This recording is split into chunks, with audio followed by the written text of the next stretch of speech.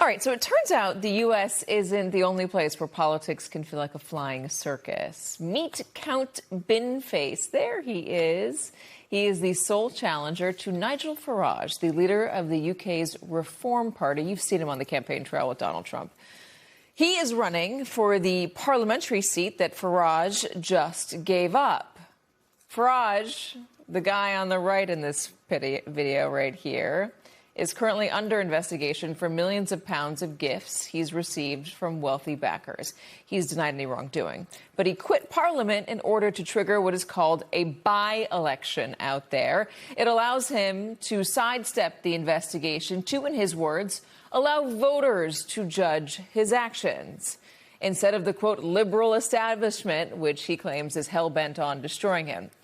Except seeing this for the stunt that it is, all the major UK political parties decided to boycott the election and not give Farage the satisfaction or the chance to run on being victimized. So who is he running against? In a twist only a Monty Python writer could deliver, Farage will be running against a trash can. Yes, Count Binface. That's his name. And yes, that is a man with a trash can, or as the Brits call it, a bin, over his head. He is not a politician. He's an intergalactic space warrior and the creation of British comedian Jonathan Harvey.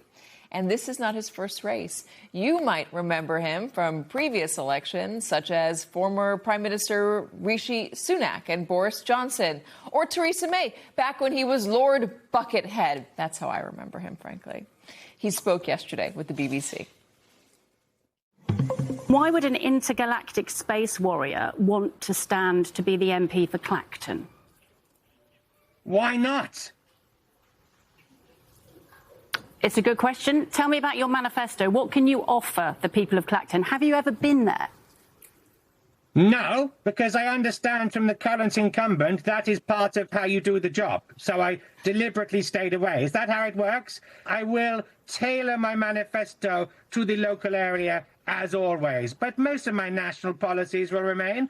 Building at least one affordable house, nationalising Adele, bring back CFAX, and of course, moving the hand dryer in the gents' toilet in the Crown and Treaty pub Uxbridge to a more sensible position, because as you know, it's a national issue.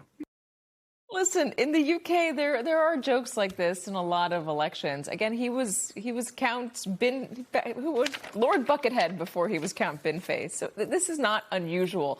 What makes this unusual is that Farage has nobody else to run against. Everyone else is boycotting it because they see it as a political stunt, which means that on August 6th, Farage is going to have to actively prove to voters that he's better than a garbage bin.